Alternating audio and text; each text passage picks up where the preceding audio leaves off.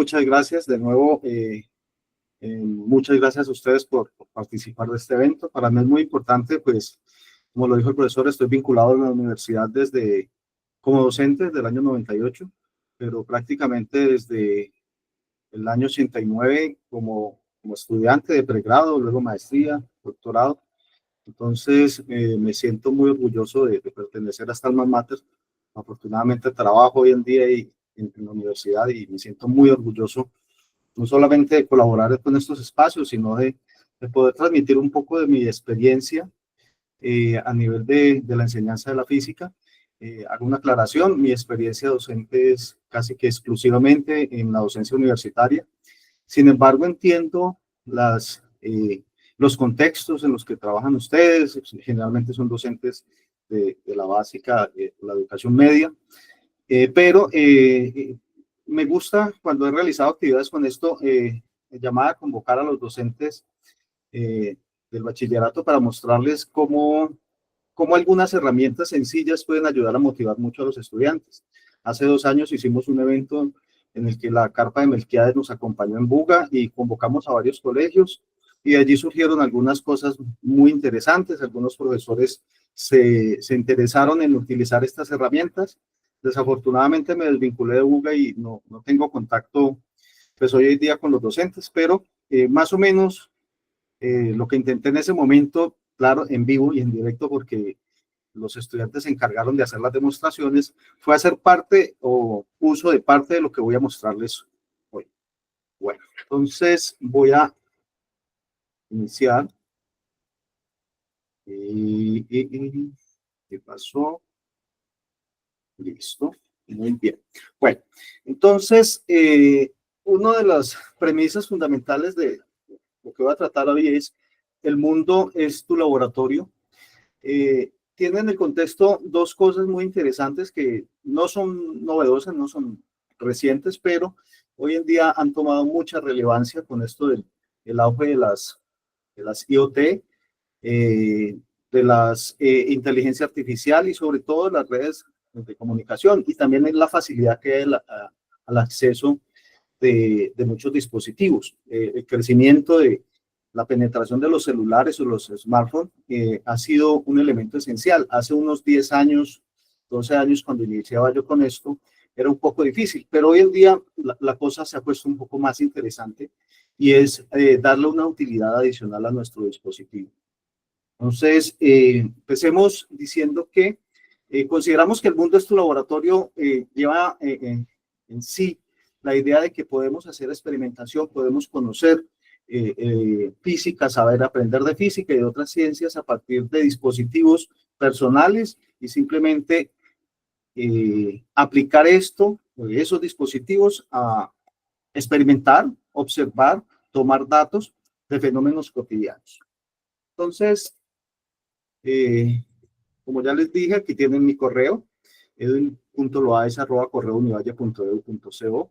Con muchísimo gusto los atenderé.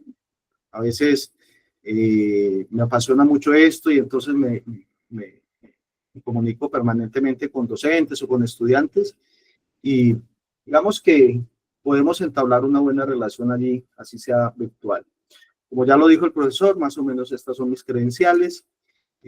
Tengo como áreas de investigación la cosmología, un poquito abandonada en estos momentos porque estoy muy dedicado a la docencia, pero también he tomado riendas en dedicarme un poco a esto de Physics Education Research, que implica la educación de la enseñanza de la física. Es un área muy creciente, incluso ya Physical Review tiene una separata adicional para esto de Physics Education Research. Hay publicaciones muy interesantes, hay desarrollos muy amplios, sobre todo en Norteamérica y Europa. A nivel de Latinoamérica, en Argentina y en Brasil podemos encontrar unos resultados muy interesantes de esto de la enseñanza de la física, tanto a nivel universitario como a nivel básico. Bueno, entonces hago una breve aclaración, y es que cuando se me solicitó ofrecer algo para estos eventos, yo pensé en un curso completo diseñado para profesores donde nos sentáramos y trabajáramos algunas cosas de programación básica, sobre todo en Python, aprendiéramos a utilizar algunas herramientas computacionales, incluso cosas tan sencillas como Google Spreadsheets, y sobre todo aprender a hacer algunos montajes elementales en placas de desarrollo. Ahora les muestro un par de placas de desarrollo. Y sobre todo también utilizar los dispositivos móviles. Desafortunadamente, pues la oferta, me dicen prácticamente vamos a hacer un webinar y me encontraba yo como en una especie de dificultad porque decía, bueno, ¿yo qué tanto puedo mostrar en estas 2 horas? Intenté resumir, pero irme ya a las partes prácticamente aplicadas. Y sobre todo lo que me interesa, por ejemplo, cuando quiero que mis estudiantes aprendan algunas cosas elementales, algunos de los videos que les muestro aquí son los videos que uso. Entonces, vamos a hacer algunas cosas muy sencillas. Aquí se me escapó esto de analizar datos mediante programación en Python. Fue un punto adicional que quería hacer, pero desafortunadamente me queda muy extenso el asunto. Hay un punto que ya les nombraba que es muy importante, es lo que se ha dado en llamar la ciencia ciudadana. Y voy a darles algunos enlaces, alguna perspectiva general de qué es esto de la ciencia ciudadana, la importancia. Actualmente me encuentro ofreciendo el curso de física para estudiantes de la Facultad de Ingeniería de Ciencias Naturales y Exactas, para físicos, matemáticos, químicos. Y uno de los intereses fundamentales en este curso es motivar a estos que van a ser los futuros científicos de nuestra facultad a tener desde ahora un interés y conocer algunas herramientas fundamentales que existen para poder empezar a hacer ciencia y a esto que llamamos ciencia ciudadana. Entonces voy a hablar rápidamente de una tendencia que tenemos hoy en día y es discúlpenme, es que es STEAM. STEAM es una aproximación a la enseñanza, no solamente de la física, sino en general de la educación, tal vez a nivel universitario, pero a nivel medio también. Hablaré un poco de ciencia ciudadana, de dispositivos móviles y sus sensores, un poco de lo que son las placas de desarrollo, muy rápidamente, cómo utilizamos un smartphone. En el departamento de física, en la facultad, departamento de física, Facultad de Ciencias, el profesor Hernán Colorado ha desarrollado un instrumento muy importante, ese lo utilizamos hoy en día en los laboratorios de física para ingenierías y para ciencias, se llama Cronolab. Lo voy a mostrar rápidamente, sobre todo para mostrarles las posibilidades que tenemos con este tipo de instrumentos. Y voy a intentar mostrarles algunos conceptos. La cantidad de cosas que podemos hacer es muy amplia, pero intentaré mostrarles algunos sencillos. Unos posiblemente serán más complicados que otros y difíciles de presentar a estudiantes dependiendo de su grado, pero creo que con la ayuda de ustedes y el conocimiento de su contexto nos pueden ayudar a ubicar esto para chicos de bachillerato o de la educación básica. Bueno, entonces, inicio pensando en esto del STEAM. STEAM es el acrónimo de Science, Technology, Engineering and Mathematics. Por allí, en algunos otros elementos, ustedes van a encontrar STEAM para incluir en la parte de artes. Bueno, yo voy a una versión muy clásica. Claro, la inclusión del arte puede ser un elemento fundamental, pero lo que se hace aquí es tomar estos 3 ejes fundamentales y el objetivo fundamental es que los estudiantes se preparen para afrontar los desafíos del siglo XXI.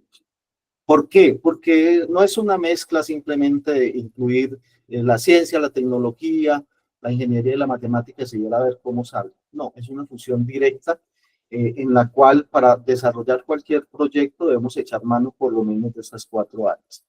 La ciencia, pensamos por ejemplo en física, química, ciencias, física, química, biología, por ejemplo. En technology, estamos hablando de todos estos dispositivos con los que contamos hoy y sobre todo el soporte que tenemos, por ejemplo, en la nube. En la ingeniería ya para construir artefactos, para diseñar artefactos, y la matemática, pues como la ciencia de ciencias que nos ayuda a nosotros a modelar el mundo físico, interpretarlo y sobre todo hacer predicciones. Entonces, esa función es muy importante. Quizá muchos de ustedes ya la conocen, la han explorado de alguna forma, pero es un enfoque fundamental y es un desafío para la enseñanza de la ciencia hoy en día. Es decir, esto no es enseñar solamente ciencia. He sido docente por muchos años también de estudiantes de ingeniería. He intentado siempre hacerles ver la importancia del curso de física, y aunque parezca extraño, para un ingeniero. A veces dicen, no, eso es un relleno, eso es esto. No, lo fundamental es entender que ciencia, cuando hablamos de ciencia y pienso en física y en la parte, digamos, estructural de la ciencia, estoy pensando en que es necesario que los estudiantes conozcan con cierto nivel de profundidad los desarrollos fundamentales de la ciencia. Claro, ellos se dedican a la ingeniería, por ejemplo. Entonces, ahora hay que vincular eso con la tecnología, que es la tecnología actual, con qué contamos nosotros de dispositivos. Y la matemática, pues eso es una área casi que transversal para todo esto. Bueno, ¿cuáles son las ventajas? Pues uno pensaría, ¿qué ventajas puede tener? Yo pienso que me quedaría corto con una lista, pero fundamentalmente permite el desarrollo de habilidades críticas. Generalmente es un tipo de aprendizaje que se basa en proyectos y la colaboración. Segundo, tercero, recuerden que el futuro está en parte en la tecnología. Muchas de las cosas, este desarrollo que hay presente de la inteligencia artificial, de la conectividad, pues nos dice que el futuro depende mucho de estas tres áreas. Entonces, prácticamente lo que estamos haciendo es lograr que nuestros estudiantes se vinculen de una forma efectiva a esto del uso de la tecnología. Cuando digo de forma efectiva, no es que los estudiantes aprendan a usar TikTok o sus redes sociales. Generalmente uno tiene una divergencia allí con ellos porque a veces creen que el uso de las redes sociales o de muchas de estas aplicaciones o los juegos los hace conocedores de la tecnología y resulta que en muchos aspectos son, no tienen el conocimiento suficiente o no tienen las habilidades y a uno le sorprendería, porque ellos son nativos digitales. A nosotros o a mi generación nos tocó la tecnología prácticamente ya entrados, pasados los 30 años. Y entonces, digamos que no somos de esos que nacieron con la tecnología en la mano. Los chicos hoy en día nacen prácticamente y ya tienen un celular en la mano para jugar, para interactuar, para ver. Y uno dice, bueno, esto no debería haber generado un desarrollo diferente en ellos y unas habilidades. Desafortunadamente no es así. Tienen capacidades, no lo niego, pero hay cosas que precisamente el uso de esa tecnología los ha vuelto un poco, digamos, no tan hábiles como a quienes nos tocó aprender eso de otra forma. Importantísimo esto del fomento de la motivación y el interés por la ciencia. Esto es elemental. Prácticamente uno tiene que destacar la importancia de la ciencia, y cuando hablo de ciencia hablo de un corpus muy amplio, pero la importancia de la ciencia en la vida cotidiana. Hay un libro muy bonito del profesor Carl Sagan que se llama El mundo y los demonios, donde hace una presentación muy amplia, muy detallada sobre esto de la importancia de la ciencia y sobre todo una estrategia de enseñanza de la ciencia que permita desmitificar no solamente la ciencia y que evite que las personas caigan en ese mar tan peligroso que resultan en las pseudociencias. Pseudociencias o todas estas corrientes de conocimientos que acuden a elementos de la ciencia para finalmente soportarse en ellos, pero al final salirse, nos dicen que son bastante peligrosos. Y sin embargo, ganan mucho ejemplo, mucho adepto. Hoy en día a uno le resultaría bastante complicado, y en particular para mí como físico, que haya gente terraplanista. Hay gente que es terraplanista y me disculpan si algún presente pues considera que esa es una hipótesis válida, pero ser terraplanista en estos días o en estos momentos con tanta información, con acceso a tantas cosas, puede resultar un poco contradictorio. Pueden haber argumentos en contra, pueden haber argumentos a favor, claro, tenemos eso abierto, pero en pleno siglo XXI ese tipo de aproximaciones a lo que es ciencia y a lo que es la cotidianidad resultan tremendamente peligrosos. Alguna vez un estudiante me preguntaba, profe, ¿qué es lo malo? ¿Qué pasa si yo creo que la Tierra es plana?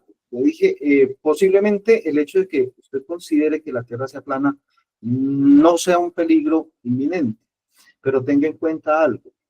Los mecanismos por los cuales ustedes validan, o una persona terraplanista valida las afirmaciones o las cosas que cree, son las que están en duda. Eso es lo que nos puede resultar peligroso.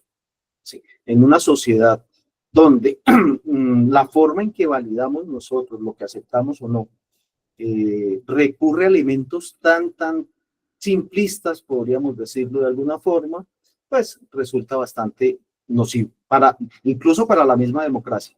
Y ahí estoy citando un poco a Carl Sagan, cuando nos cuenta eso, nos dice precisamente de los peligros que enfrenta la democracia ante el advenimiento o el crecimiento de la pseudociencia. Y estamos hablando de los años 90.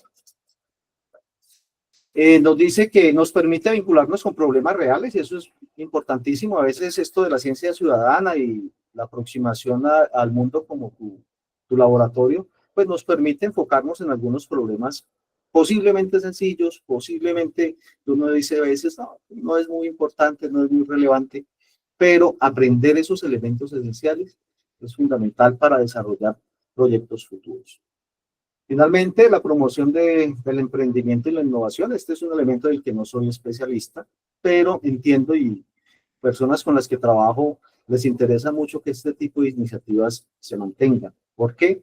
Porque genera parte de lo que es el desarrollo en innovación, parte de tener espíritus o mentes ocupadas y mentes pensando en cómo crear cosas. Y eso es lo fundamental de esta aproximación. Finalmente, flexibilidad y adaptación al cambio. Obviamente, estamos en tiempos muy cambiantes. El mundo que conocimos nosotros cuando niños cambió cuando éramos jóvenes y ahora de adultos es otro. Pero casi que podemos decir que el mundo para los jóvenes, nada más en este siglo, ha cambiado suficientemente. Y hay una necesidad de una adaptación a ese cambio. Bueno. Dentro de los elementos que uno encuentra en STEAM es esto de la ciencia ciudadana. Y uno dice, bueno, ¿cómo así? ¿Los ciudadanos podemos ser científicos? Acortando un poco la noción de lo que es ser científico, pues digamos que por lo menos podemos ser colaboradores en estos grandes proyectos de ciencia con un elemento muy esencial y es, por ejemplo, la toma de datos. Y en esto hay instituciones muy serias que se han puesto en la tarea de convocar a la comunidad y decirle, venga, usted tiene un computador, ¿por qué no me presta un momentico de su computador? Yo hago procesamiento de unos datos. Esa es la clásica, la clásica propuesta de SETI, de la Search Extraterrestrial Intelligence. SETI era un proyecto de hace muchos años, le pedía uno acceso al computador y ellos en cualquier momentico bajaban y procesaban, iban buscando en señales extraterrestres, entonces iban buscando patrones dentro de eso. Eso requiere capacidad de cómputo. Y posiblemente uno diría, ¿sí contribuyo en algo? Pues, si somos millones colaborando en estos procesos, posiblemente el trabajo sea mucho más sencillo. A veces que contar con grandes estructuras para hacer esto. Observen que, ¿qué fomentaría esto? Pues primero la participación. Ahora van a ver algunos proyectos muy interesantes de personas no profesionales. Participan en investigaciones científicas, algunas muy renombradas. Se puede colaborar con expertos de reconocimiento internacional y el objetivo fundamental a veces es tanto como la recolección de datos. A veces también viene parte del análisis de datos. Esa es otra escala dentro de este proceso. Y nos permite resolver problemas de diferente tipo. Ahora van a ver una mirada de propuestas que hay con respecto a esto de ciencia ciudadana. Necesariamente tiene dos elementos importantes y es que involucra a la comunidad en la ciencia. Esto es fundamental. A veces creemos que leer noticias de ciencia es importante, pero a veces vincularse con ella nos hace un poco más escépticos y sobre todo un poco más críticos. Ayer leía una noticia que decía que un nuevo descubrimiento cambia la visión del universo. Yo dije, uy, ¿cómo así? Venga, ¿qué descubrieron? Y resulta que el descubrimiento es que un planeta formado por mera lava, que es bastante extraño, se encontró con una de estas sondas espaciales que rastrean el espacio. Entonces uno decía, bueno, ¿y cuál es la esencia? Es decir, ¿cómo cambia la visión del universo el hecho de que encontremos un objeto muy particular? Después de leer, me doy cuenta que es de estos famosos clickbait, que a partir de un título muy rimbombante y como muy llamativo, capturan la atención nuestra, vamos y leemos y resulta que no encontramos nada. No encontramos nada esencial, la información era un poco difusa. Entonces, esto de involucrarnos en ciencia posiblemente nos ayudará a muchos estudiantes a ser mucho más críticos, mucho más escépticos, a entender que no todo lo que llega por la internet es válido. Hay que tener procesos, digamos, sistemáticos de validación de las cosas que nosotros aceptamos como verdaderas o que por lo menos decidimos compartir. Y en eso soy muy enfático con los estudiantes. Por favor, cada vez que usted dé un título así rimbombante, no vaya compartiendo esto como si nada. Tenga cuidado, lea, consulte, mire qué fuentes hay, ¿sí? Quiénes son las personas encargadas y qué otros trabajos hay. Eso con el fin de que cuando usted comparta algo, digamos que en un sentido muy particular, de ser como curador de información, entonces yo comparto aquellas cosas que yo como que valido, entiendo que están bien y que comparto para que otros lean. Eso a veces, entonces, en comunidades que tengo, en grupos de WhatsApp, a veces me comparten algunas noticias y yo les digo, venga, revisemos las fuentes, mire estos resultados, mire el lenguaje en el que escribe esta persona. Usted se va a dar cuenta que en esto a veces hay mucha charlatanería. Entonces, aprender a distinguir eso yo creo que es un elemento esencial, no solamente para la formación científica como ingenieros, sino para la formación ciudadana como personas que vivimos dentro de una democracia. Entonces, importantísimo eso de involucrarnos en la ciencia. La recolección de datos, pues necesariamente a veces se necesitan muchos datos para poder afirmar una hipótesis y con esto se puede colaborar. Fortalece la educación científica, ojo, porque aquí hay algo que me gusta aclarar, y una cosa es fortalecer la formación científica y otra cosa es la formación de científicos o de gente que va a hacer ciencia. A veces me encuentro con chicos que dicen, no, profe, es que ese curso suyo es un curso para físicos. Yo te digo, no, no es un curso para físicos, es un curso para gente que va a usar física, en diferentes contextos. Pero no es un curso para físicos. Los cursos para físicos tienen otras exigencias, otras perspectivas, y el objetivo está puesto no muy lejos, pero digamos que sí tiene otra intencionalidad. Lo mismo que un curso de matemáticas, un curso de cálculo a veces en ingeniería se encuentra uno con que los chicos le dicen a uno, no, eso es un curso muy formal, eso es para matemáticos. No, se pueden hacer las diferenciaciones sin ningún problema. A veces nos encontramos con un problema y yo creo que hoy en día en ciencia tenemos una dificultad, y es que cuando personas, por ejemplo, como en mi área que trabajamos en ciencia fundamental, hace unos años trabajaba en teoría de cuerdas y en teorías de gran unificación y cosas que son física fundamental. Digamos que era muy difícil justificar este tipo de proyectos porque lo primero es cuál es el impacto local de lo que usted hace.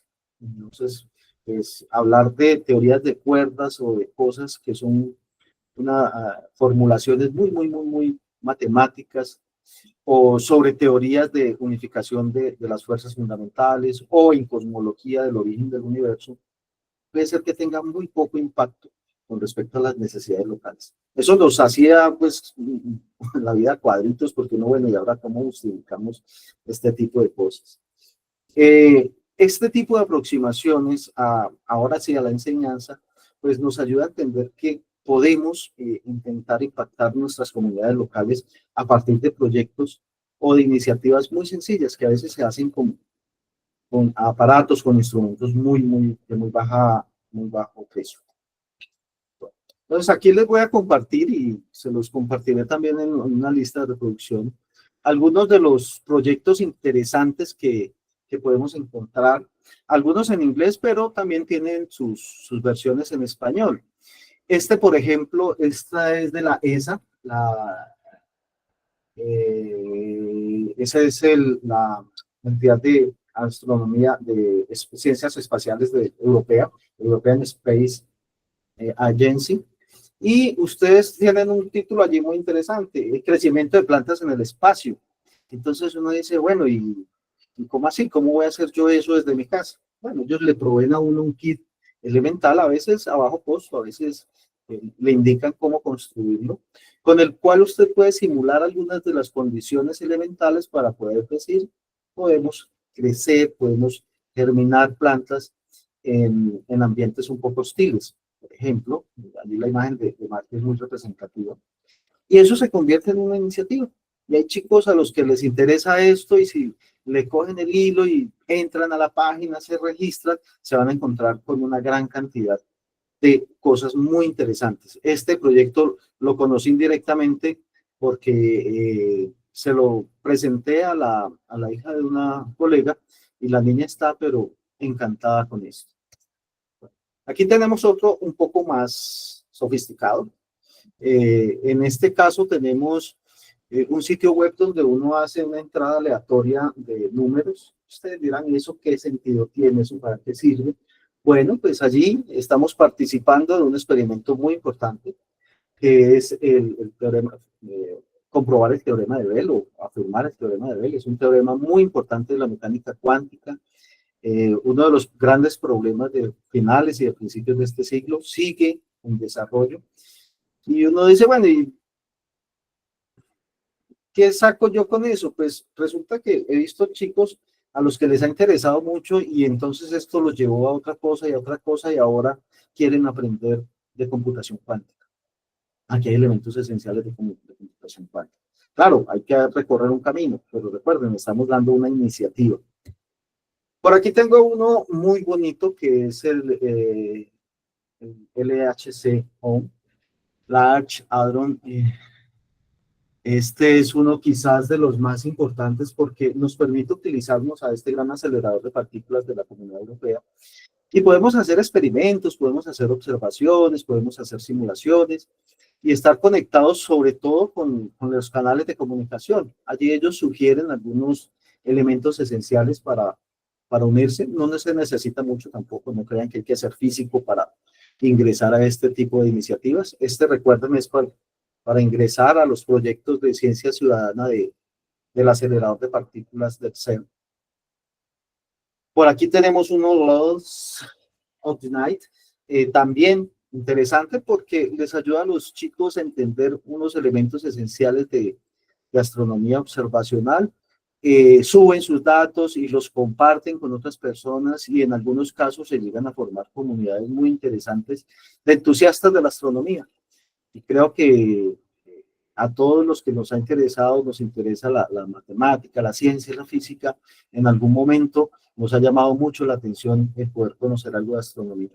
Y creo que este proyecto de colaboración, ojo porque usted allí incluye mis medidas, usted reporta sus medidas y si usted hace un descubrimiento fundamental, de seguro se lo van a reconocer.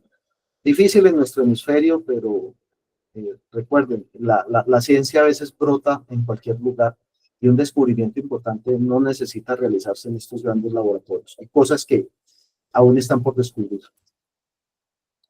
El recomendado. Este es el más importante de todos, no porque sea el más bonito, no, es porque tiene una amplia variedad. En de ciencias ciudadanas, el Projects, se van a encontrar con las disciplinas, los artes, las artes, la biología, el clima, la historia, el lenguaje, literatura, medicina, física, todo eso. Aquí es muy fácil, usted ingresa a esta página y puede, si quiere, explorar todos estos elementos y ver qué proyecto le interesa, vincularse. De nuevo, aquí hay un problema a veces con algunos de estos y es el idioma, pero muchos de estos tienen sponsors que se han encargado de hacer las traducciones adecuadas o nos solicita información y muy amablemente se la brindan en el idioma que uno la pide. Bueno, les gusta mucho también, cuando uno habla de la NASA, habla de ciencias espaciales, cohetes y eso Mejor dicho, esto es de lo que más les gusta cuando les hago estas propuestas a los estudiantes. Escoger un proyecto de la NASA. ¿Ves? La NASA tiene una cantidad impresionante de proyectos de ciencia ciudadana. Incluso cuando ustedes ven las noticias de estos chicos que van a visitar a la NASA, eso no son uno o dos, son cientos. Y muchos de ellos se han vinculado a proyectos de estos de ciencia ciudadana, han hecho algún desarrollo interesante o simplemente han mostrado disciplina. Entonces los eligen entre un gran grupo de personas. Entonces, con esto queda más o menos enmarcado el asunto de por qué es importante esto de la ciencia ciudadana, vincular a las personas. Una de las cosas que las que le hablé ahora fue el IoT o Internet of Things. Es esto que tiene que ver con usar el Internet y una cantidad de dispositivos para recolectar información. Información que va desde, por ejemplo, usted puede conectar todos los sensores de su casa, su cámara, el sensor de temperatura, de humedad, las bombillas de sus cuartos, su televisor, y eso todo está conectado a la nube. Finalmente, usted puede incluso tener datos de su consumo, por ejemplo, de energía, qué consume más, qué consume menos, ver una variación anual, por ejemplo, de la temperatura al interior de su casa. Y uno diría, bueno, y chévere toda esa información, pero miren que en muchas ocasiones no hacemos uso de esa información. Nada más, por ejemplo, un registro de la temperatura, ¿para qué podría servir? ¿Qué podríamos hacer? A veces en algún proyecto les pido a los chicos que me registren, por ejemplo, la temperatura a lo largo de una semana y miremos qué variaciones hay allí, qué cosas considerables. Todo esto se hace mucho más fácil si conectamos ese dispositivo a la nube y en la nube procesamos o preprocesamos esos datos y luego finalmente tenemos un registro. Es decir, nos permite, digamos que racionalizar un poco más esa vida cotidiana, tener datos y analizar y tomar decisiones. A nivel de industrial es muy importante, la IoT hoy en día es fundamental porque muchos de estos procesos se toman datos, se procesan datos, se ajustan modelos y sobre todo se optimizan procesos. Y la importancia de que sea offline o online es que permite, no necesitamos tener una persona de tiempo completo allí con un termómetro midiendo. Todo esto lo podemos hacer de forma sistemática. Tomar esos datos, procesarlos. Hoy en día, lo que está surgiendo, que tiene mucha fuerza, es la AIoT, Artificial Intelligence. Es decir, meter todo esto en esta carrera de la inteligencia artificial. ¿Y qué significa? Pues aplicar todos estos métodos, algoritmos, librerías de inteligencia artificial para no solamente tomar los datos, sino procesarlos allí mismo y tomar decisiones casi que de forma inmediata. Eso es importantísimo. En términos de la industria es fundamental. Y obviamente nosotros, si logramos que nuestros estudiantes conozcan un poco de IoT y que además le incluyan algo de inteligencia artificial, pues finalmente les va a dar unas capacidades muy, muy importantes, no solamente de hacer emprendimientos, posiblemente alguien vuelva a esto una empresa, no sé, eso sucede muy frecuentemente, con ideas pequeñas, pero sí los adapta a un nuevo mundo un tanto diferente. Es decir, pongo un ejemplo, que usted diga, que el chico diga, yo voy a monitorear la temperatura y la lluvia en mi región durante un mes y voy a ver qué cosas saco de allí. Sí.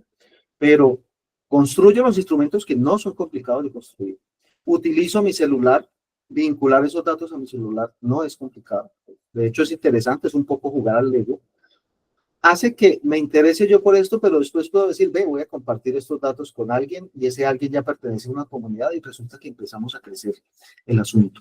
Esto de la inteligencia artificial definitivamente es el eje central de lo que se vive. Con todos los peligros, con todos los temores que nos genera. Generalmente cuando hablamos de inteligencia artificial, los de nuestra generación pensamos en Terminator y decimos, bueno, ¿será que van a construir Skynet y finalmente va a destruir nuestra civilización? Pues sin ser tan fatalistas, podemos hacer uso de muchos de los resultados y ver que es importante tenerlo en cuenta. Ya esos aspectos, digamos que caen en otra esfera y preferiría discutirlos en otro escenario. Por ahora me quedo con la con la perspectiva más optimista, más que todo esto nos sirve a nosotros como civilización para ir hacia adelante.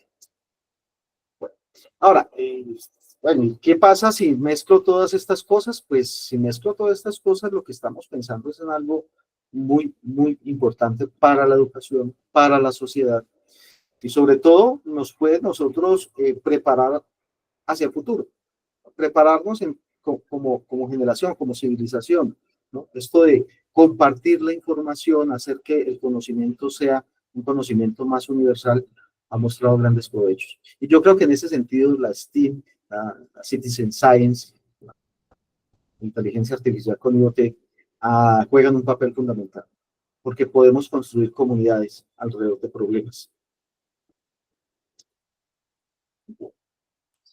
Lo primero que uno le pueden preguntar, bueno, y bueno, usted dice una cantidad de cosas, profe, y eso cómo lo hacemos, como diríamos, en lenguaje un poco coloquial, eso con qué se come. Bueno, cuando hablamos de esto, hablamos de plataformas. ¿Qué plataformas puedo utilizar?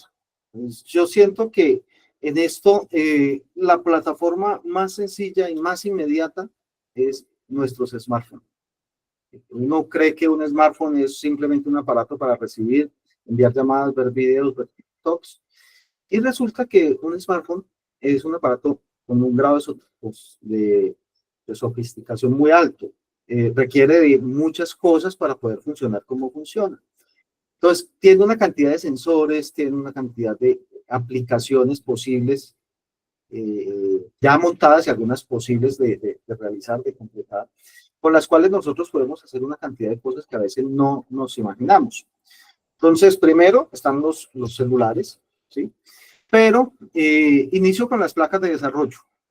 Estas placas de desarrollo son ya muy conocidas. También se conocen como placas de prototipado rápido. Y entre ellas están las placas Arduino, las ESP32, las Raspberry Pi y Pi Pico, que se entienden que son plataformas, son pequeños circuitos. Ahora muestro unos, por aquí tengo algunos, pero bueno, no voy a limitar a lo que tengan las diapositivas. Muy sencillas, pero miren, lo más importante de estas placas de desarrollo es que usted puede construir cosas muy sencillas a partir de unos circuitos que prácticamente volvemos al mismo punto, es como hacer Legos, es como jugar al Lego, a construir castillitos. Entonces, uno con estas plataformas de desarrollo, las Arduino, con un poco de paciencia, no necesita ser un ingeniero electrónico, no necesita ser un gran programador, casi que un chico, un joven con mucho interés, claro, con acceso a internet para que descargue, para que vea ejemplos, para que vea videos. Como les digo yo, en lugar de andar viendo TikToks de chicos bailando raro, hombre, siéntense y vean cómo se monta este circuitico y pónganlo a funcionar. Eso es más fascinante que muchas cosas. Y entonces, con estas plataformas se pueden construir una cantidad de dispositivos importantes para la toma de datos, para el envío de datos. Esto enlazado con, por ejemplo, la Internet y subir información a la nube donde se puede procesar, pues hace muy importante eso. Recuerde, son placas de desarrollo y de prototipado. Eso quiere decir que son de fácil acceso, son relativamente baratas. Hay cosas de estas que no superan los 50.000 pesos. Hay otras plaquitas de desarrollo que cuestan alrededor de 20, 30.000 pesos. Entonces, uno con proyectos relativamente eh, de bajo costo, pues puede construir cosas muy grandes. Ahora, usted dice, no, pues, ¿qué pasa si yo quiero comprar un medidor? No le va a costar un poco de plata. Además que se pierde el placer de construir, de pelear, de a veces trasnocharse y decir esto no me dio y después de un tiempo sí me dio. Yo creo que es que allí es donde está lo más interesante de estas plataformas de Arduino o Raspberry Pi. Y tienen la importancia que nos enseñan electrónica, nos enseñan programación, vinculamos eso con el Internet de las cosas y algunos lo utilizan para proyectos de robótica, que también es otro elemento que atrae mucho el interés de los estudiantes. Entonces, estas Arduino Uno, pues es una plaquita relativamente chica, es del tamaño de una tarjeta, un poquito más grande, tiene una cantidad de puertos y una cantidad de servicios, pero sobre todo tiene una una gran cantidad de personas alrededor del mundo haciendo cosas que las documentan y las entregan. Entonces usted dice, yo quiero utilizar un Arduino para medir la temperatura. Créame que lo puede hacer con el Arduino, más dos dispositivos más y una conexión a Internet para ver cualquier tutorial. Lo hacemos casi que, no en el acto, pero sí muy rápidamente entendemos cómo se hace. Entonces, esa es la Arduino Uno, relativamente costosa. La verdad, olvidé consultar cuál es el precio actual, pero yo les puedo asegurar que no supera, dependiendo de dónde esté fabricada, no puede superar los 50, 60 mil pesos. Hay algunas muy baratas, las Nano sobre todo. Tenemos esta Raspberry Pi, modelo 4, hay otras que llaman 0 y Pico, son mucho más pequeños. Estos son computadores pequeñitos, del tamaño de una tarjeta de crédito. ¿Por qué son importantes? Porque esta ya tiene una capacidad de procesamiento y de programación mucho más amplia y permite trabajar con proyectos mucho más robustos. Claro, requiere de aumentar las capacidades, las competencias, las habilidades, pero eso, hay una cosa que yo recuerdo mucho y se lo escuchaba a Steve Jobs hace muchos años. Hablaba acerca de que en los tiempos de él los computadores eran completamente desarmados y casi que tocaba meterle las manos allá para poderlos manipular, o sea, que conectar, sacar, y estaba casi que cuerpo desnudo el computador. Hoy en día los computadores terminan siendo prácticamente cajas negras en las cuales a usted le falla algo y difícilmente una persona corriente se arriesgaría a destaparlo porque se pierde la garantía, porque no sé qué. Cuando usted ve una cosa de estas y usted la ve por dentro, siente ánimos de conocer qué es, cómo funciona, y sobre todo cuando se vincula en esto de construir, entonces digamos que la cosa es mucho más cercana. Y a mí me parece que es muy apasionante. Recuerdo mucho que hace unos años que hacía en un curso de física experimental con los chicos de ingeniería, en la física 2, pues decidí utilizar la Raspberry Pi para hacer experimentos de física y las Arduino. Y claro, les dije, búsquense algo que ustedes quieran ver funcionar y lo conectan. Claro, unas chicas encontraron una cosa muy bonita, pero vieron un enredo de cables y de cosas y ya no, profe, nosotros no somos capaces. Espere, vamos a hacerlo paso a paso. Empecemos no con ese proyecto, empecemos con prender un bombillito, con apagarlo, con hacer esto, con hacer lo otro. Sorprendentemente, casi que en menos de un semestre, diría que a la tercer mes de clase, las chicas ya habían montado el circuito grandísimo, no les funcionaba y les decía, sí, es que eso no se monta así, eso es por paz. Lo desarmaban, lo montaban prácticamente en minutos. O sea, la habilidad que cogieron ellas para poder diagramar o transformar un diagrama en un circuito, conectar, saber qué voltaje. Me decían, profe, yo aprendí tantas cosas en este lapso de tiempo tan pequeño que a veces como que aprendí más en estas 4 semanas que en lo que he hecho en toda la carrera hasta este momento. Pero claro, es por el interés, por lo que ellas sintieron que estaban haciendo y que entraban en un terreno muy desconocido. Esas Raspberry Pi son, mejor dicho, son hermosas. Y aquí tenemos otra placa de desarrollo muy, muy, muy de moda. De hecho, el dispositivo que les mostraré al final, el Chronolab, está hecho en esta plataforma de desarrollo. Tiene muchas ventajas frente al Arduino y frente a la Raspberry, sobre todo funcionalidad, precio, potencia. Ya ha aumentado mucho la comunidad de personas interesadas en hacer desarrollo en esta placa, o sea que ya encontramos una gran cantidad de ejemplos y sobre todo a mí me parece que no solamente es barato, sino que es sencillo y es cómodo de transportar. Esto no es un camastrón grandísimo, hecho el medio hombro para poder moverme con él, no, son placas muy pequeñas en las cuales usted se da cuenta de que se pueden construir cosas muy interesantes con elementos muy sencillos.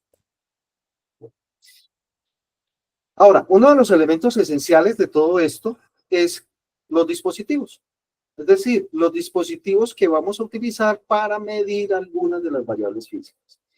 Necesariamente hay una gran cantidad de dispositivos, pero a mí me van a interesar particularmente 3 o 4 para lo que vamos a proyectar en términos de medidas de cantidades físicas.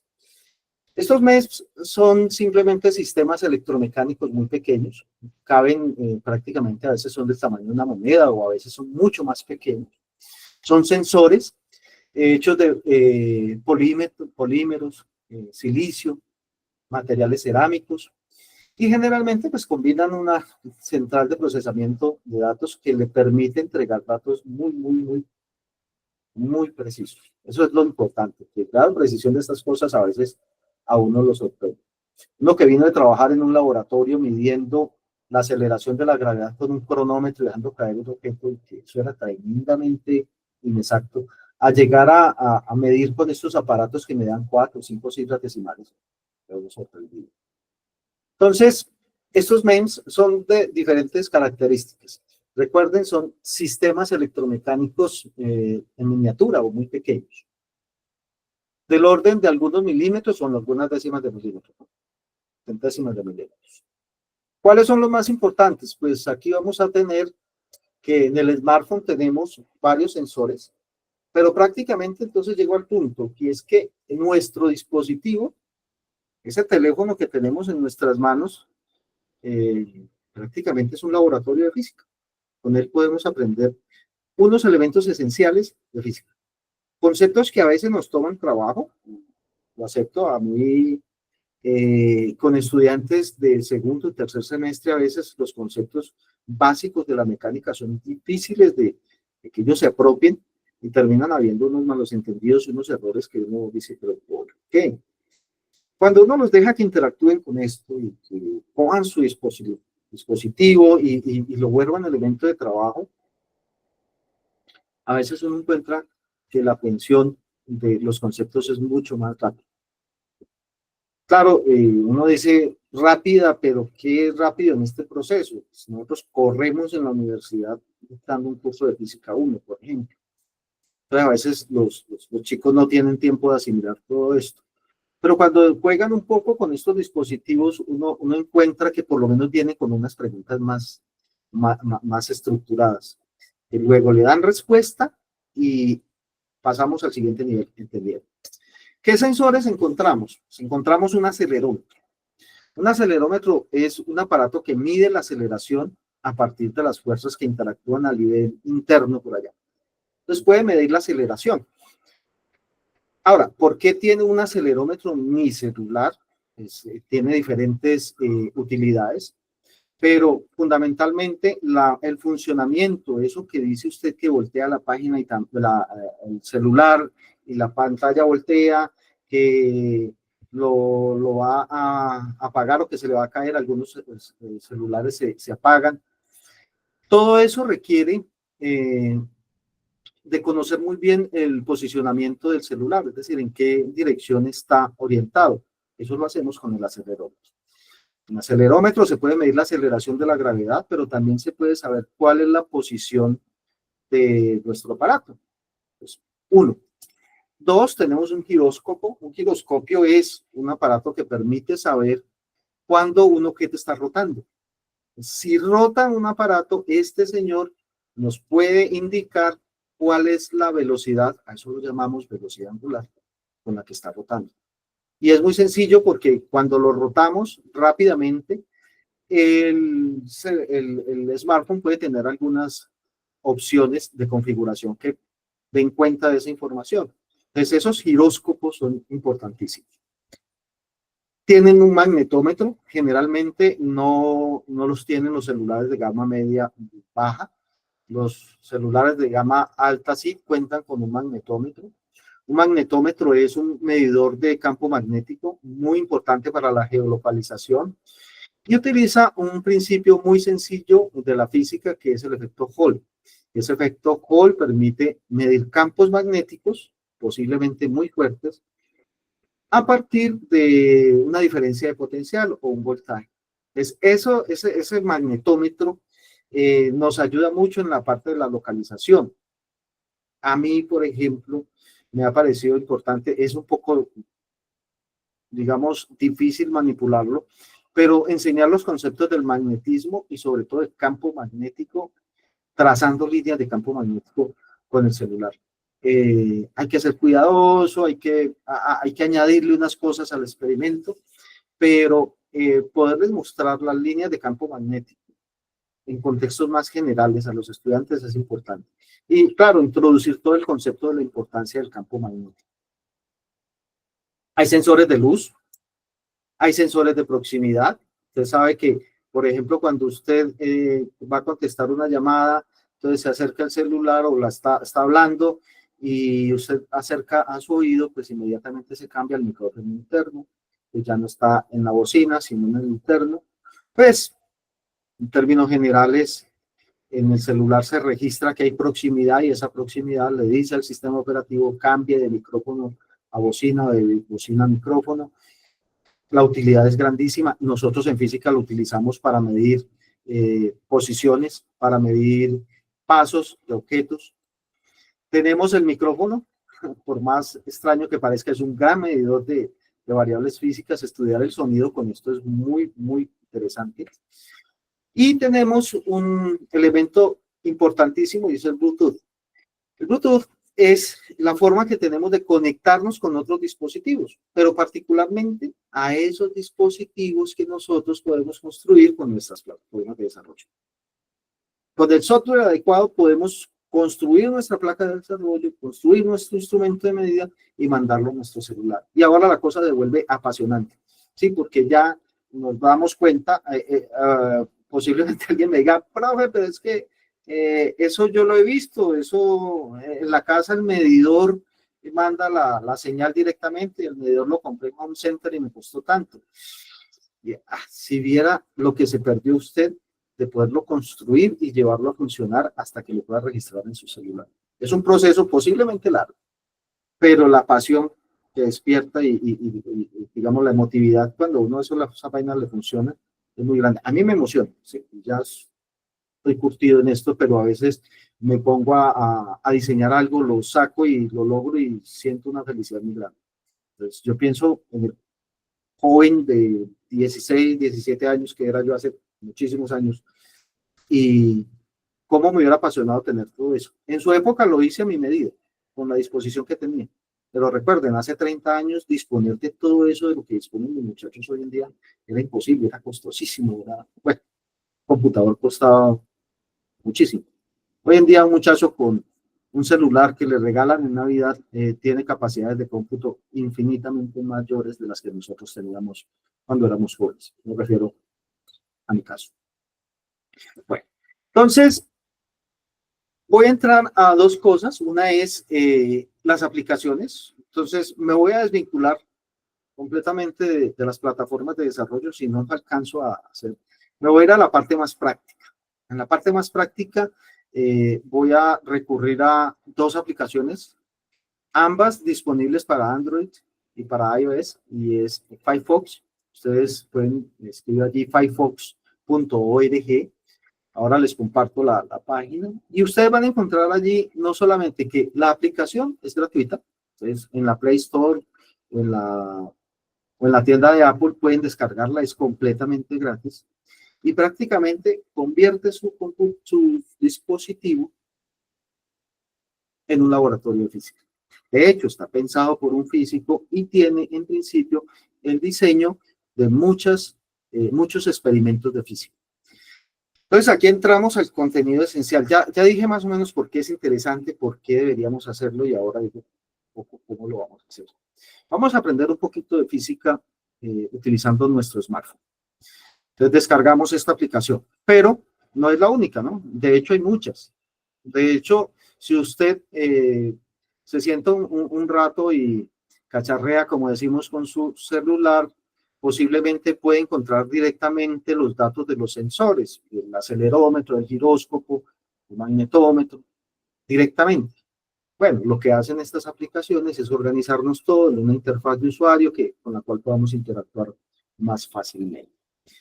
Tenemos Firefox, Physical Phone Experiment, y tenemos otra que es Physics Toolbox Pro. La Physics Toolbox también viene en una versión gratuita, pero tiene una versión de pago, pero creo que el pago que ellos solicitan es muy bajo, a veces son 5 o 10 mil pesos, no recuerdo, cuánto será. Pero pues esta gente necesita dinero para sostenerse en esos desarrollos. Desarrollar una aplicación como esta requiere de tiempo, dinero y pues ellos solicitan esa aplicación. Creo que la versión Pro no tiene fundamentalmente nada más a la versión básica, pero siempre uno pues que colabora con estos proyectos de iniciativa particular.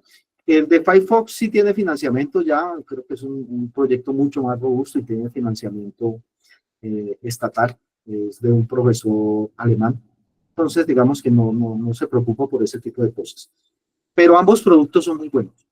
Sí, eso sí lo puedo garantizar. Prefiero Firefox porque pues, es un poco más amplio, tiene posibilidades de programación, puedo diseñar mis propios experimentos y entonces eso hace que sea muy atractivo.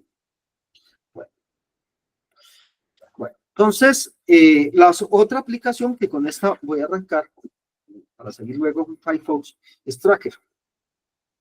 Tracker es una aplicación, como lo dice su nombre, una aplicación de análisis de video y de modelamiento. Un poco sofisticada para muchos escenarios, pero cuando uno lo piensa y dice, bueno, yo puedo hacer cositas muy bonitas, explicar cosas muy interesantes a partir de un video. Y un video que lo puedo grabar con mi celular. Con la cámara de mi celular grabo un video. Eso sí, debo ser un poco cuidadoso en las condiciones de iluminación, en las condiciones sobre todo de estabilidad de la cámara. Pero si logro superar esas dificultades que no son gran cosa, pues tomo un buen video y ahora lo subo a esta plataforma y logro medir variables físicas. Entonces, yo creo que una buena antesala para nosotros presentar los conceptos básicos de la cinemática es precisamente Tracker. ¿Por qué? Pues porque usted con una instrucción mínima le enseña al estudiante cómo utilizar este Tracker y después le dice, hombre, váyase para su casa y empiece a medir. Y saque cosas, tome videos, velocidades, aceleraciones y analice algún tipo de movimiento. Y una vez lo sorprenden los chicos con las cosas con las cosas que vienen. ¿Sí? Eso es muy chévere porque viene un profe, es que yo hice esto. A mí no se me hubiera ocurrido, pero muy chévere. Claro, están jóvenes y una mente muy abierta. Entonces, en esto de Tracker, ustedes dirán, bueno, ¿y cómo lo consigo? Primero, aquí vamos en su navegador, pueden ingresar y buscar Tracker OSP. Ese Tracker OSP, permítanme ver si esto me va a dejar funcionar. Ajá. Tracker OSP, eso es Open Source Physics. Entonces, cuando ustedes buscan Tracker OSP, no digan Tracker solamente porque lo lleva la camioneta. Entonces, Tracker Video Análisis. Entran a esta página. Miren que tiene una versión en línea. O sea, ni siquiera necesitamos tener un computador para hacerlo. Ya tiene una versión en línea en la cual ustedes simplemente cargan el video.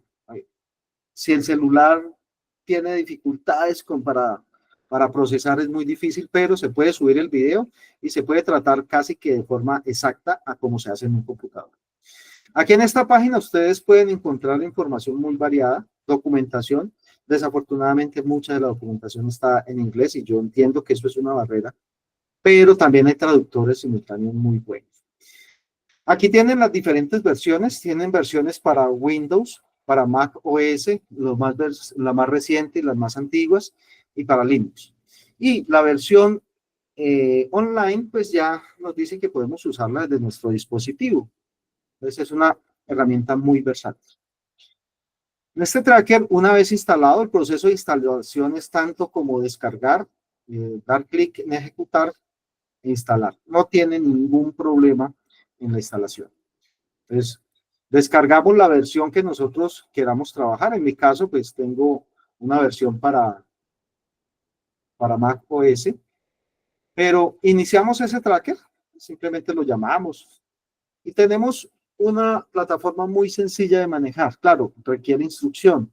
En mi canal de YouTube tengo algunos videos ilustrativos de cómo funciona esta plataforma, pero de momento quiero simplemente discutir unos elementos esenciales. que tienen que ver con cómo introducimos nosotros el tracker y cómo esa herramienta en su uso nos enseña conceptos fundamentales de la física que necesitamos aplicar. Entonces, cuando nosotros cargamos un video, voy a hacerlo muy rápidamente porque, permítanme veo, ajá, a ver si me está corriendo. Bueno, cargamos un video, grabamos el video, recuerden las condiciones de iluminación y estabilidad son fundamentales, pero cargamos un video, cualquiera, del movimiento de un objeto sobre una mesa. En este caso me tomé el tiempo de tomar una bolita, colocarla sobre un riel. Ese riel es un pedazo de aluminio, no es nada complicado. Permítanme ver, veo que no sucedió con esto. Listo. Definimos un sistema de referencia y aquí es muy importante entender cómo le vamos a mostrar al estudiante qué es un sistema de referencia. En este caso, un sistema de referencia coordenado cartesiano. Lo construimos, lo ponemos sobre una regla que nos va a determinar la dirección y las magnitudes. Adicionalmente, podemos variar su ángulo. Y tenemos una cosa muy importante y es el concepto de cómo vamos a medir el tiempo. Perdón, cómo vamos a medir la distancia y cómo vamos a medir el tiempo. Para medir la distancia, pues simplemente definimos una vara de calibración en la cual tenemos un patrón de referencia. En este caso yo sé que ese riel tiene 1 metro de distancia, entonces lo calibro.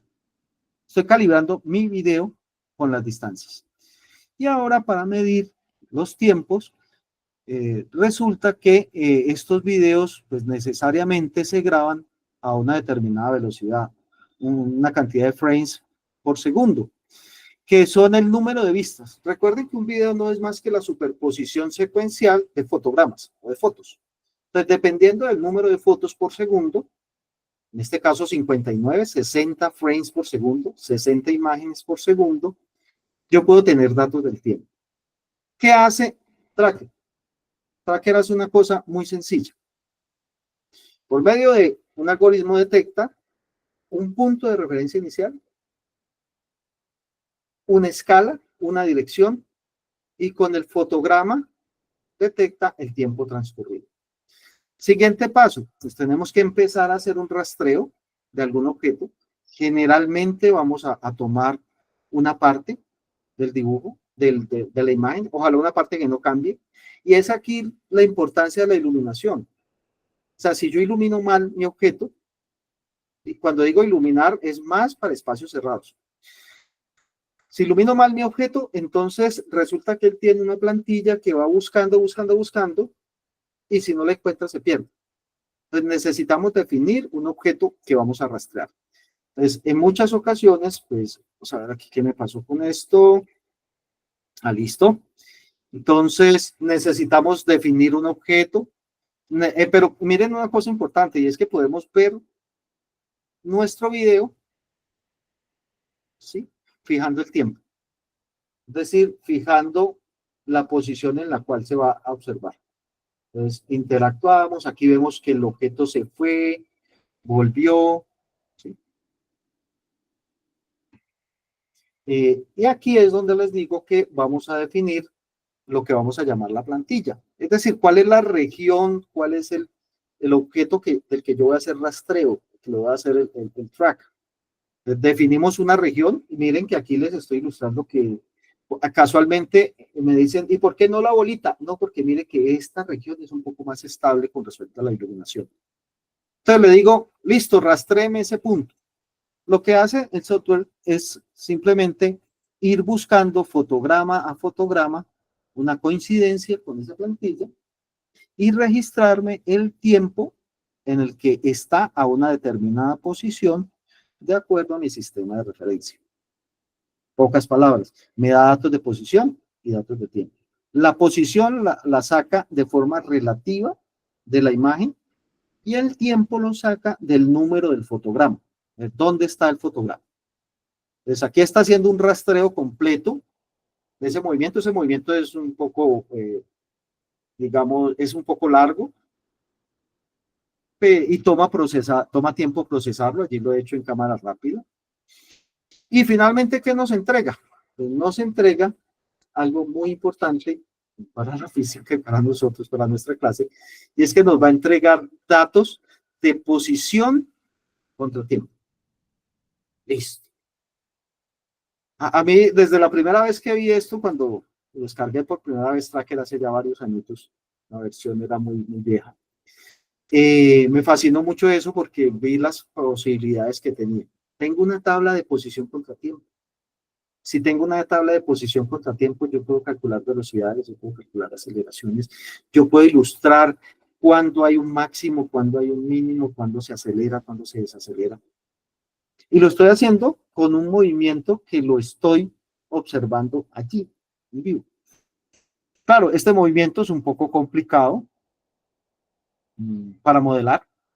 Hacer un modelo matemático de ese, puedo hacer una aproximación, pero no, tampoco me interesa. Yo voy a describir es qué es el movimiento, cómo se comporta, qué variables físicas son de interés. Entonces puedo hacer, exportar estos datos. Aquí ya lo dejo allí porque lo que hago ya en un curso formal es enseñar a exportar estos datos que se lean en Excel, en Google Sheets o en Python, se tracen las gráficas y hacer el análisis. Claro, también se puede hacer dentro de esta plataforma, pero es mi oportunidad para saltar de aquí y llevar a los chicos a que trabajemos en Python y aprendamos algo de Python para ver si de pronto después se interesan más por la programación, la codificación y finalmente terminan haciendo algo de esas carreras tan importantes de hoy en día que tienen que ver con programación.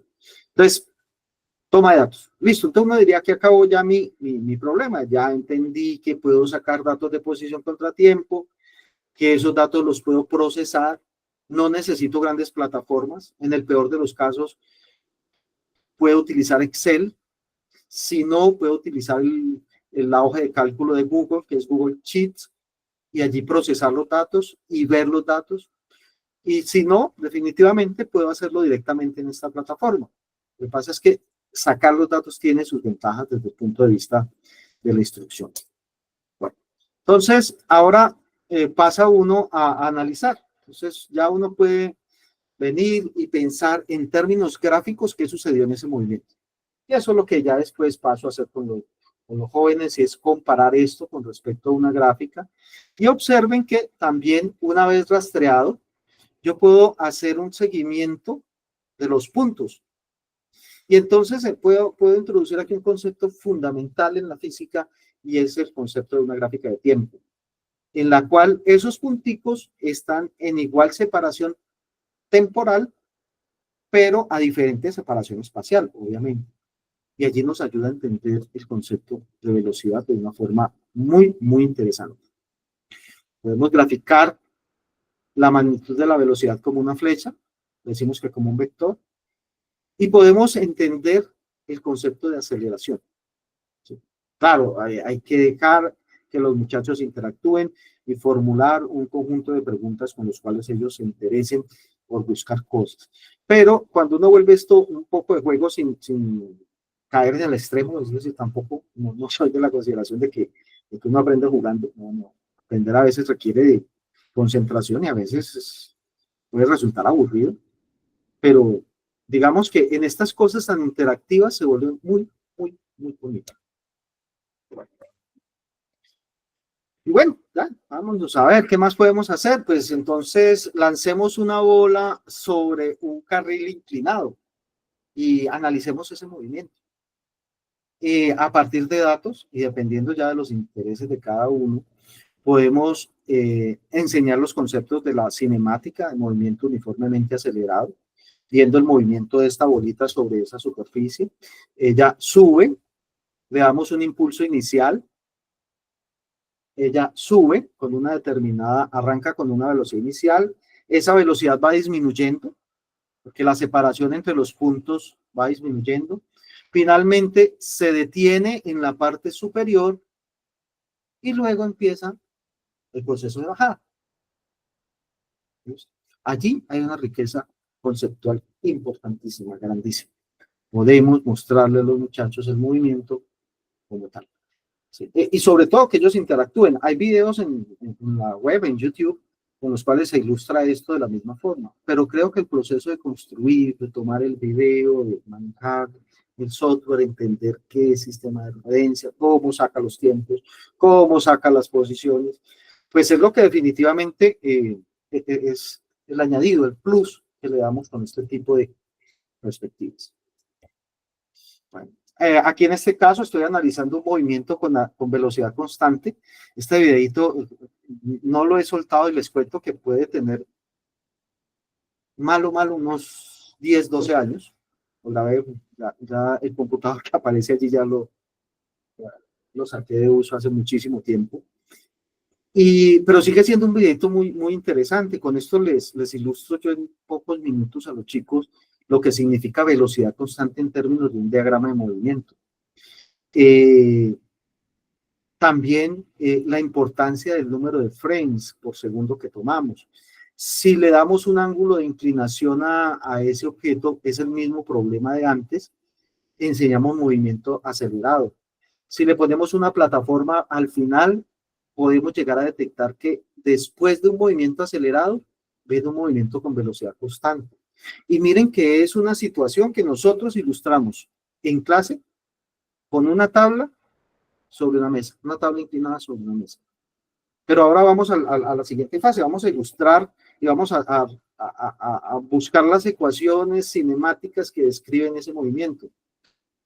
En el tablero todo funciona bien, pero cuando uno se viene, toma datos y trata de analizar y dice con qué aceleración se baja, con qué velocidad se mueve, encuentra otro nivel muchísimo más interesante. A mí me parece mucho más enriquecedor esta perspectiva. Bueno, entonces, listo, aquí analizamos movimiento con velocidad constante, con aceleración constante, y variamos el número de frames por segundo, variamos el número de frames, no, cada cuántos frames observo, y allí tenemos el concepto de velocidad. El concepto de velocidad allí está casi que vivido.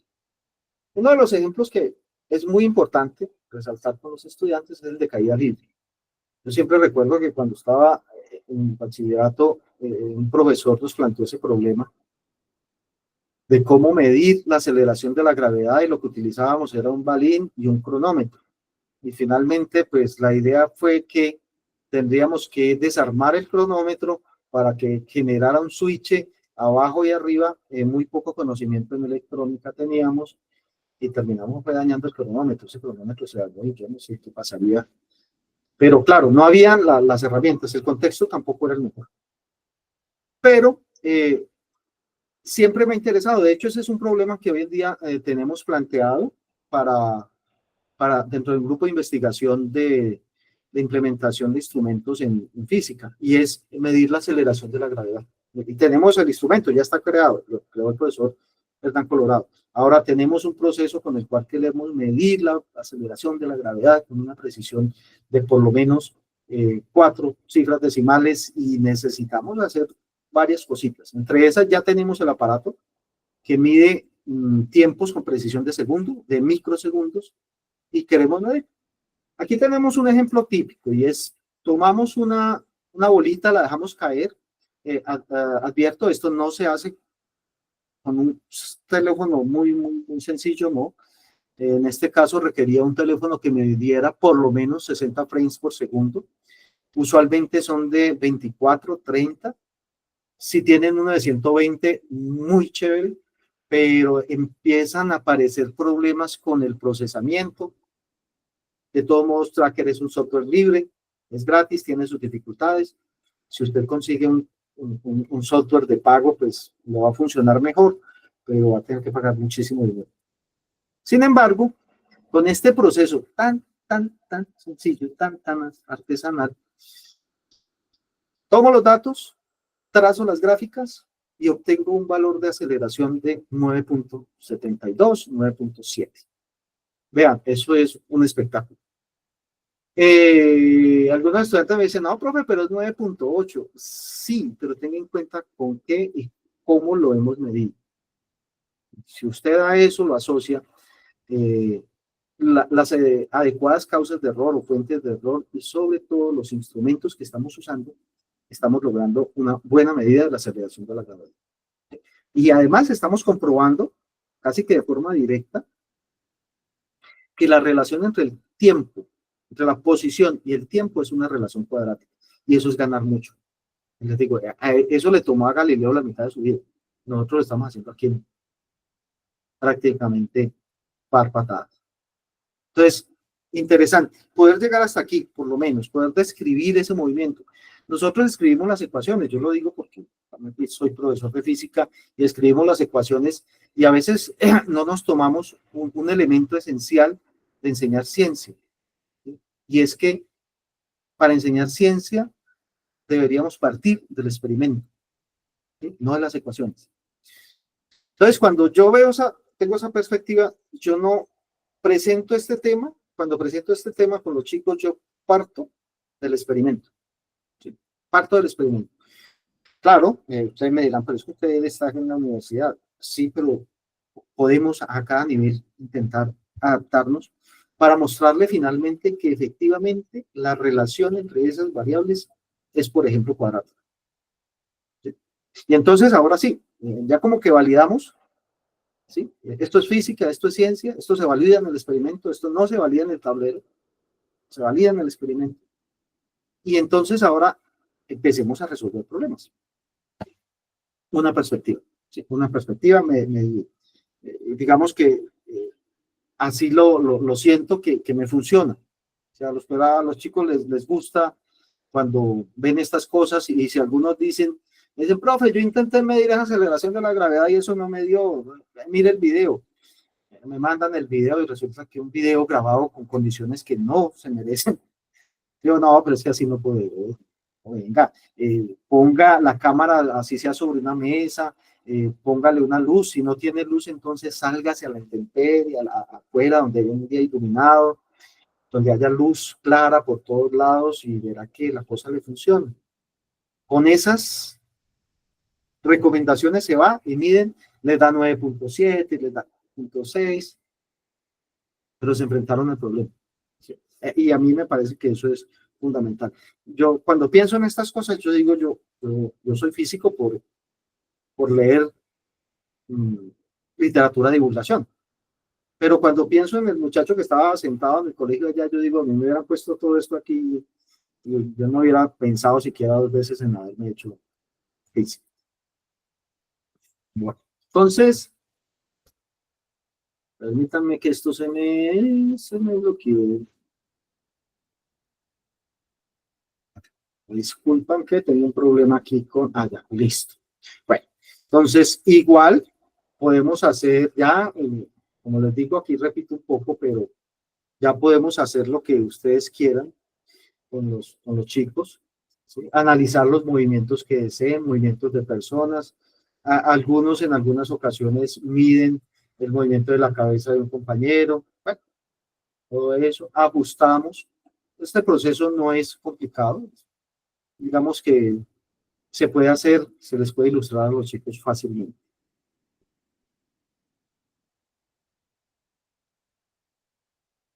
Bueno, entonces, ¿qué otro sistema? Pues analicemos una cosa que es muy sencilla y muy importante en física, y es un sistema masa-resorte.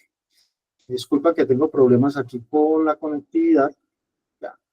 Y aquí en este caso analizamos un sistema un poquito complicado en términos físicos. No voy a decir que esto es pan comido, no, es explicarlo desde el punto de vista físico requiere moverse un poquito por la física, pero aquí es un problema interesante, es un movimiento. Y es el movimiento de un objeto que está sumergido dentro de, eso es glicerina, y que está colgado de un resorte. Está colgado del resorte, dentro hay glicerina, y allí lo que podemos explicar, lo que esto nos ayuda a explicar, es el efecto del rozamiento en los fluidos. ¿Cómo lo hice en su momento? Pues allí utilicé glicerina, pero luego utilicé un aceite y luego utilicé agua. Y vi cómo el decaimiento era directamente proporcional a la densidad, a la densidad del fluido, ¿sí? A su viscosidad. Y se explican cosas interesantes. A nivel universitario, esto hizo parte de los trabajos que presentaron estudiantes en un curso de ecuaciones diferenciales. Y midieron y pelearon con el asunto y construyeron el modelo. Algunos me dijeron, profesor, no da. Venga, vamos a hacer consideraciones adicionales. Venga, ¿qué objeto estamos sumergiendo? Si tenemos un modelo adecuado para él. Bueno, pero el punto de partida, la toma de datos. ¿Sí? Tomamos los datos. Voy a adelantar un poco por acá. Y observamos la gráfica. Entonces aquí ya está saliendo la gráfica y miren cómo se puede observar el proceso de atenuación del movimiento. Si cambiamos el fluido y ponemos agua, glicerina, aceite o en el aire, pues vamos a observar tasas de decaimiento mucho más sencillas y es un buen elemento para explicar lo que es el rozamiento en fluidos. Puede ser que no llegamos allá con los contenidos que tenemos en la educación, pero sí en describir el movimiento, sí en ver que ese movimiento que está allí tiene una descripción gráfica y bueno, también tiene un modelo matemático. Pero, como les digo, no es el asunto que yo quiero discutir acá. Bueno, finalmente tenemos el Firefox. Entonces aquí sí ya vienen una serie de cosas en las cuales tomamos la aplicación. Permítanme, voy a compartirles por aquí la página, se las comparto aquí en el chat. ¿Sí? Si quieren, ustedes ingresan ahora a firefox.org y en este caso lo más importante es entender que no cuesta, que nuestro dispositivo, por más sencillo que sea, tiene unos sensores mínimos. Mínimamente tiene un acelerómetro y tiene un giróscopo. Un magnetómetro, no sé, un barómetro, no. Un celular no es tan costoso y no tiene magnetómetro, no tiene barómetro, medidor de presión, tiene magnetómetro. Hay unos que vienen con otra opción, que es tener un dispositivo que se llama LIDAR, perfecto, pero son mucho más costosos. Entonces no me interesa. Entonces, únicamente acelerómetro y giróscopo. Pues van ustedes a la Play Store o a la Apple Store y dicen Firefox. Lo descargan, no hay que pagar nada y simplemente le dan abrir. ¿Sí? Aparece un icono como estos, simplemente lo pinchan y aparece un menú como estos. ¿Sí? Allí no lo estoy haciendo directamente desde el celular para evitar que me generara de pronto latencia. Allí es un video pregrabado. Pero miren la cantidad de experimentos de física que podemos realizar. ¿Sí? Podemos realizar medidas de aceleración sin G y con G. Podemos utilizar el giróscopo para determinar velocidad de rotación. Podemos ver intensidad de luz. Aquí hay un experimento que no lo ilustré y es simplemente tomar una bombilla y medir la intensidad de la luz a diferentes distancias. El magnetómetro, recuerden, no todos los celulares tienen un magnetómetro. Por ejemplo, el mío no tiene medidor de presión. Ubicación, algunos tienen el GPS, o sea que también puede servir a los estudiantes para medir velocidades con las que ellos se mueven. Cuando hablamos de acústica, y por eso les decía del micrófono y el audífono, tenemos amplitud de audio, autocorrelación, efecto Doppler, utilizar el celular como un sonar, visualizar audios.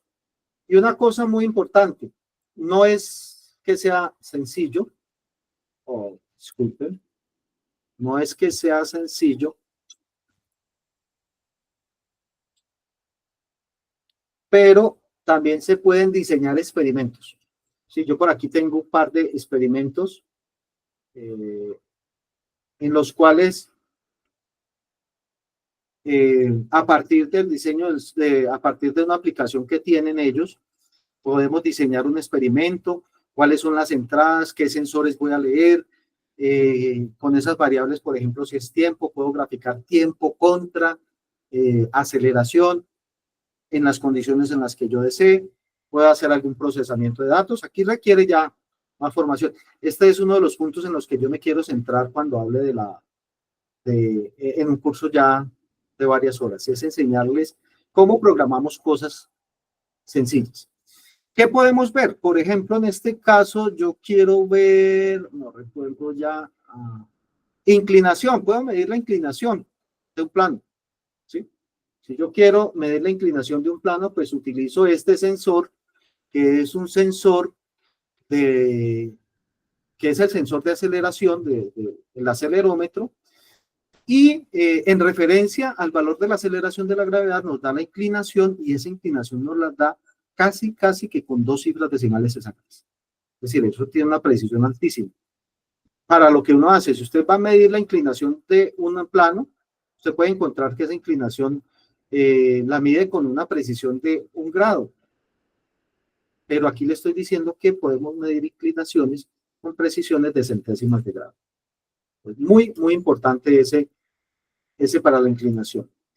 Y también podemos, y esto es lo más bonito que tiene, aquí sí me quito el sombrero con esta aplicación, y es que observen que allí colgué un celular, un smartphone, lo colgué de un resorte.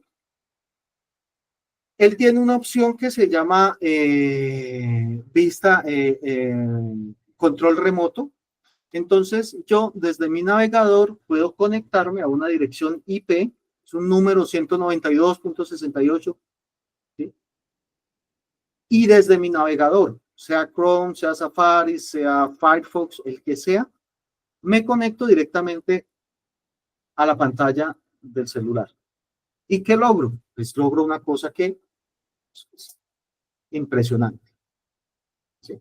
Y es que podemos observar en tiempo real la gráfica de posición contra tiempo, perdón, la gráfica de aceleración contra tiempo, ¿sí?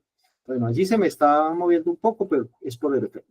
Ustedes dirán, bueno, pero ¿cómo así? Hay 3 gráficas. Pues hay 3 gráficas porque una es la aceleración en el eje X, la otra la aceleración en el eje Y y la otra es la aceleración en el eje Z. Pero a mí me interesa la aceleración en el eje X porque, como les dije al principio, esos celulares son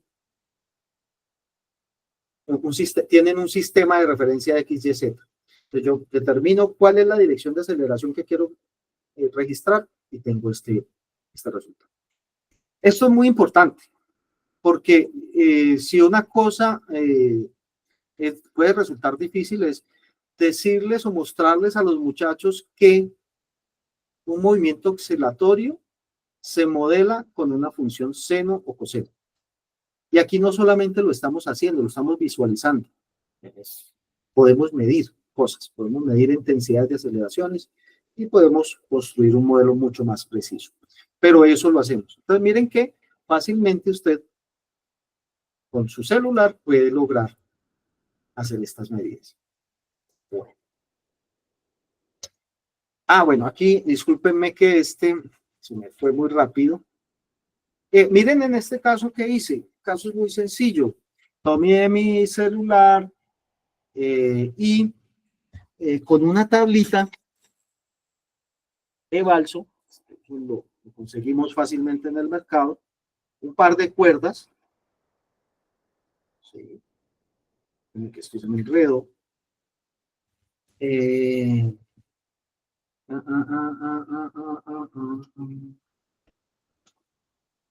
Bueno, una tablita, un par de cuerdas, ¿sí? Nada complicado. Permítanme ver si fijado, listo. ¿Sí? Construyo un sistema seguro, ¿no? Seguro para el celular para medir periodo de oscilación. Pero si además varío la longitud, puedo tener una relación de periodo de oscilación versus longitud. Eso es importante porque fácilmente podemos llegar al concepto de una relación proporcional a la raíz cuadrada de la longitud, porque podemos explorar el péndulo simple en todo su detalle. Recuerden de la riqueza de conceptos físicos que hay detrás de un movimiento oscilatorio. Allí se pueden interpretar una cantidad de fenómenos muy importantes, pero sobre todo, y lo que me parece más interesante, es que podemos observar que el movimiento de un péndulo simple se representa, se modela a partir de una función circular, una función seno o coseno. ¿Sí? Y empezamos a dar ideas de cómo funcionan las cosas en términos matemáticos. Bueno, entonces, aquí observamos también, dejo oscilar, no sé por qué está tan lento. Bueno, pero podemos dejar oscilar y observar. Bueno, se me fue, me disculpan, es que estoy presentando problemas de velocidad en la conexión. Y aquí sigo con una serie de experimentos, les dejo el enlace, pero miren, por ejemplo, una forma muy bonita de medir la aceleración de la gravedad. El dispositivo, la aplicación cuenta con un cronómetro sonoro, en el cual nosotros colgamos una masa de un globo, pinchamos el globo, el sonido del globo activa el cronómetro y cuando el objeto golpea el suelo, apaga el cronómetro. Y con eso podemos hacer una relación de tiempo de caída en función de la altura. Cuando hacemos esa relación, logramos, y los datos aquí son importantes, esta es la relación matemática, pero si vamos y construimos esto para diferentes alturas, diferentes globos, cuando tiene un grupo muy grande el ruido es impresionante, ¿sí? Pero podemos medir el tiempo que tarda entre el estallido del globo y el golpe en el suelo. Medimos ese tiempo y a partir de esa medida de tiempo podemos determinar una relación entre tiempo de caída y altura, ¿sí?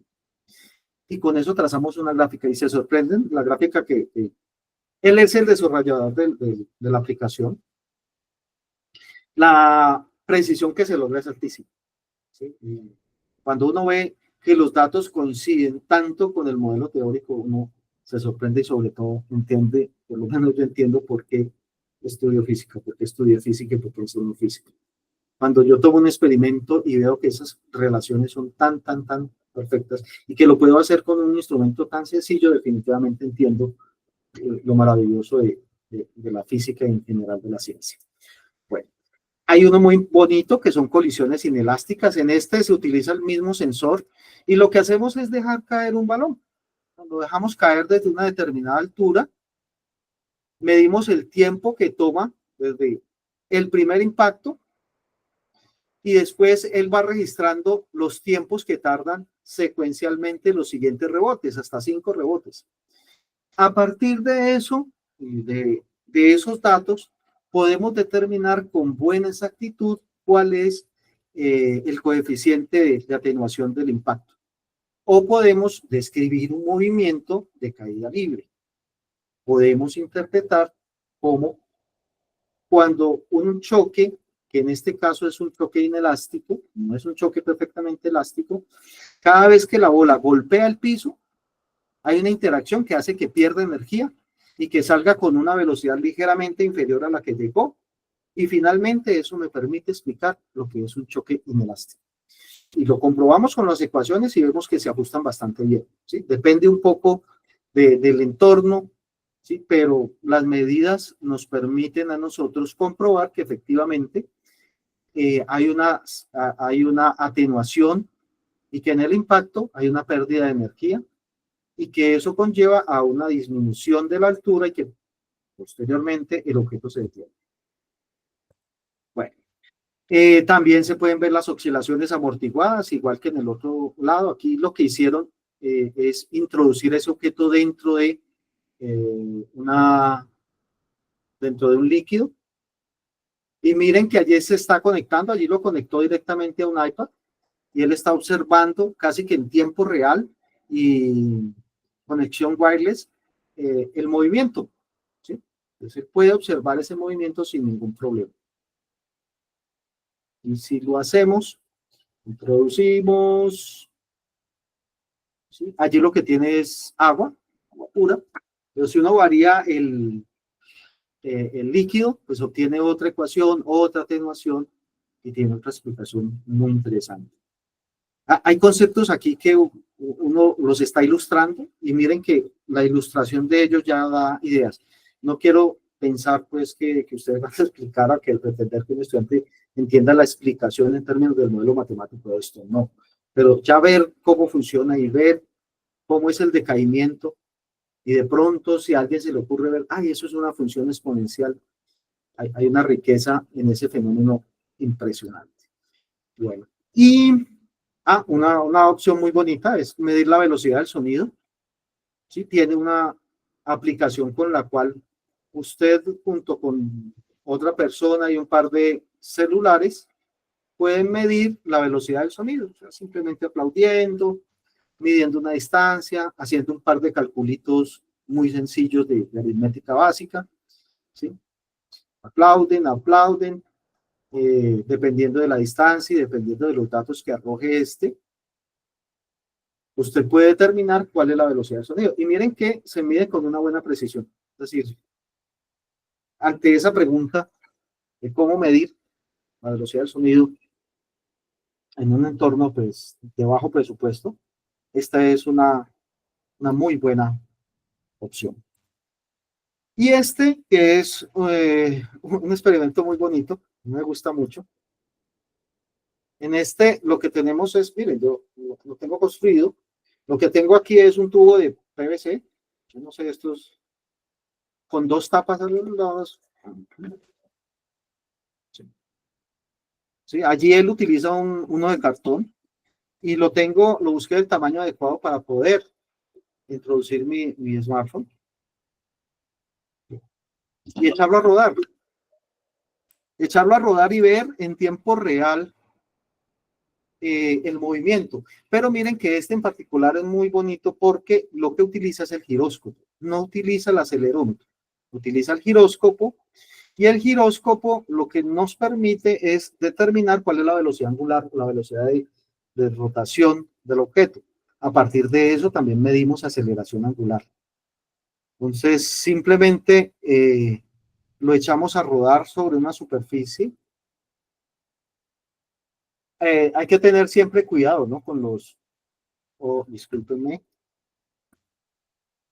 me presentó un problema aquí. Ajá. Disculpan, desde hace rato tengo dificultades. A ver, disculpan que se me desconectó esto.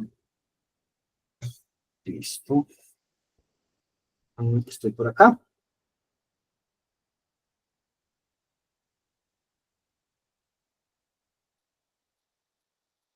Bueno, listo. Y entonces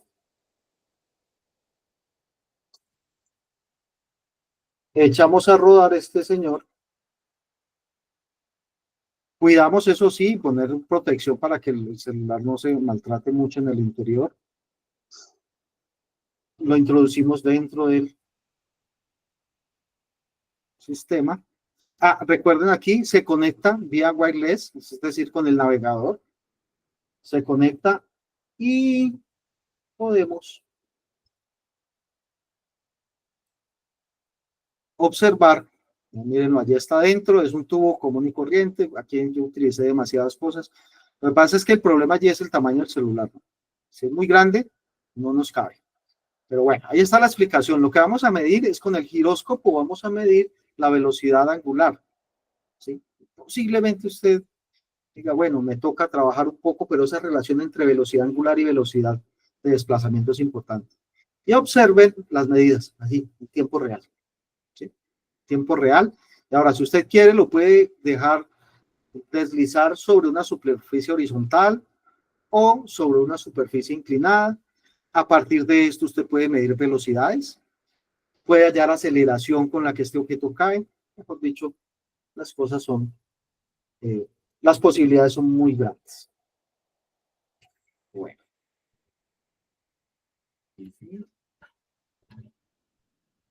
Finalmente, Aquí sí me va a tocar acelerar, tengo 4 minuticos. Tenemos el ChronoLab. Les decía que el ChronoLab es un aparato completamente diseñado y construido directamente en el departamento de física por el profesor Hernán Colorado. En este caso yo soy colaborador en el diseño de las guías de laboratorio, en la implementación de algunos de los laboratorios, de las prácticas, y sobre todo en la parte de documentación. Y como les contaba, ese dispositivo que tenemos allí lo vamos a utilizar para poder medir la aceleración de la gravedad con un cierto grado de precisión que todavía tenemos por determinar, pero el aparato nos permite hacer unas medidas muy, muy buenas de la aceleración de la gravedad.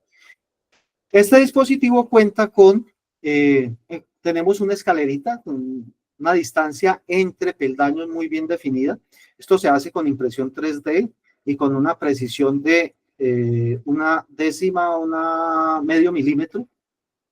Entonces es una escalera diseñada muy bien y lo que hacemos es establecer estas distancias entre cada uno de los peldaños, la distancia total, y luego dejamos caer la escalera por el ChronoLab.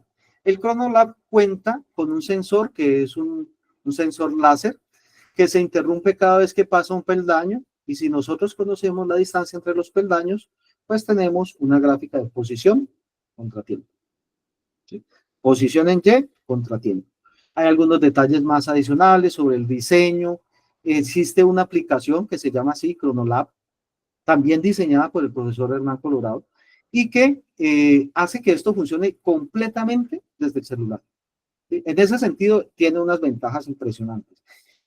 Todavía está el proceso de construcción, sobre todo de poderla vender, no es es algo que usted consiga en el mercado, el profesor se ha tardado un poco en esto, pero es un elemento esencial. Nosotros estamos pensando ahora en una fase, primero en la que vamos a dotar a las seccionales con estos equipos, pasar a una segunda fase en la cual esperamos que esas prácticas de laboratorio podamos ofrecerlas en los municipios, en los colegios, y llevar los chicos a los colegios y enseñarles cómo funciona y pues meterlos un poco en este mundo. Digamos que eso es un plan a futuro. Yo estoy a cargo de esa idea. Ya hicimos una primera aproximación entregando ChronoLabs para algunas de las sedes, 3, pero esperamos a futuro realizar las compras de estos ChronoLabs.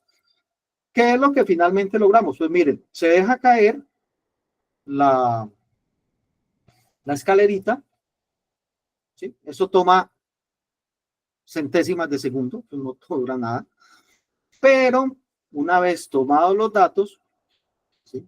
Ya aquí esta parte sí la voy a obviar porque esta parte es la de configuración. La aplicación es esta, se llama ChronoLab, ¿sí? Tiene una configuración, hay que tener el aparato allí cerca, y digamos que, permítanme para ya terminar, obtenemos datos de posición contra tiempo. Y eso es todo. Digamos que allí es la opción. Y no solamente eso, pues a partir de esos datos de posición contra tiempo podemos determinar con muy buena exactitud cuál es el valor de la aceleración de la gravedad.